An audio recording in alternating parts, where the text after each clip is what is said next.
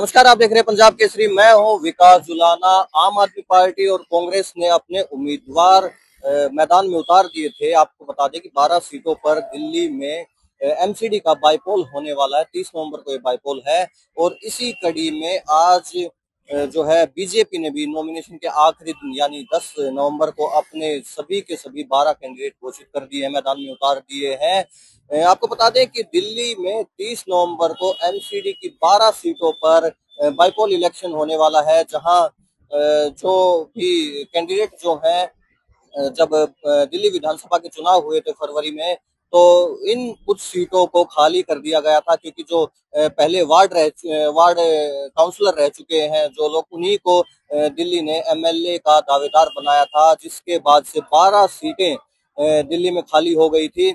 उन्हीं जो जो सीट है, वो जो 12 सीट हैं, उन पर फिर से बाईपोल होने वाले हैं। उनमें से एक सीट सीएम रेखा गुप्ता की शालीमार बाग सीट भी थी, जहां शालीमार बाग सीट से रेखा गुप्ता को एमएलए का टिकट दिया गया था और निगम पार्षद की जो सीट है वो खाली हो गई थी। इसी कड़ी में इस के अलावा 11 सीटें और थी, जिसके ऊपर फिर से इलेक्शन कंडक्ट होना है, जो कि 30 नवंबर को होने वाला है दिल्ली में।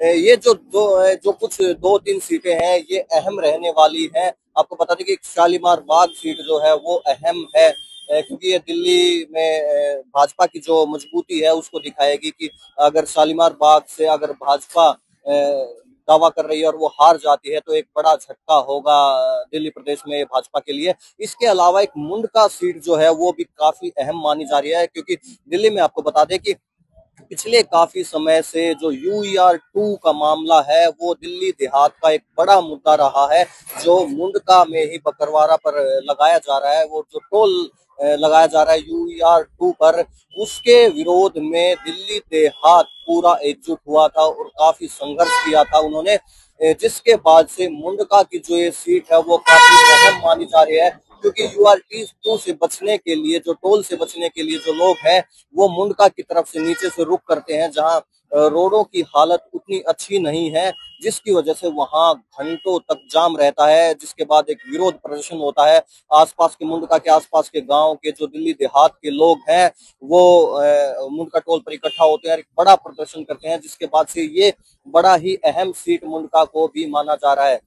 इसी कड़ी में आपको बता दें कि आज जो रेखा गुप्ता हैं, सीएम रेखा गुप्ता, उन्होंने जो अपने दावेदार हैं अशोक विहार के, जो उनके काउंसलर दावेदार हैं, इसके अलावा जो शालीमार बाग से दावेदार हैं, उनके साथ जो नॉमिनेशन है उसमें हिस्सा लिया। आपको बता दें कि हवन वगैरह में उन्होंने हिस्सा लिया, हवन करवाया, जहां वो काउंसलर के दावेदार जो हैं उनके साथ नजर आई। इसके अलावा वहां पर एमएलए जो पूनम भारद्वाज हैं वो भी नजर आई थी, और साथ ही जो अशोक विहार की उनकी काउंसलर दावेदार हैं, उनके लिए भी लोगों से जो वोट की अपील है वो सीएम रेखा गुप्ता ने की है। अब देखना ये होगा कि ये जो 12 सीटें हैं वो किसकी झोली में जाती हैं। क्या बीजेपी उन पर अपना जो दावा है जो ठोक रही है उस पे मजबूती से कायम रहती है, या आम आदमी पार्टी फिर से दिल्ली में ये सीटें जीतकर एक मजबूत जो संदेश है वो दिल्ली की जनता को, भारतीय जनता पार्टी को और अपने विपक्ष को देने वाली है। देखना होगा। जल्द ही इलेक्शन डेट आएगी, 30 नवंबर का दिन है और इसी दिन ये सब डिसाइड हो जाएगा। आप हमारे साथ बने रहिए। मैं विकास जुलाना, आप देख रहे हैं पंजाब केसरी.com।